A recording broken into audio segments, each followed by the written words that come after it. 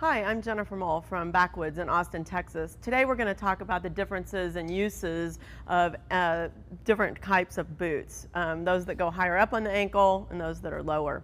So the first thing to think about when you talk about boots in general is just the fit. That is the most important. So no matter what, whether they're high or mid boots or low, you definitely want them to fit. And so getting them fitted properly in a store is very important.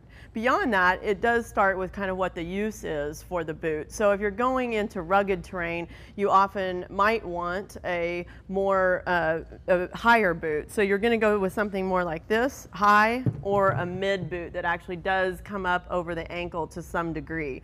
That's really important so you don't roll your ankle, etc. And again, if you're going into rugged terrain, that's obviously a more likelihood the rougher the terrain is. So you're definitely going to look for a boot like that. Also, you might look for a boot like that if you are carrying heavier loads. So if you're going to do backpacking with a heavier pack, etc., that's even more important.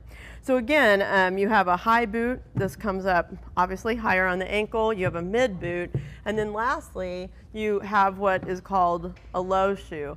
This is one that, while not to say you couldn't wear it, often people do not want to, because this is more useful if you're on less rugged terrain and also if you're carrying lighter loads. It's often known as a fast shoe, and it is just that. So you can move quicker, etc. The higher the boot, it tends to be a little heavier. So this is a good option, again, if you're in not so rugged terrain or if you're just wanting to move fast, doing light day hiking, that type of thing.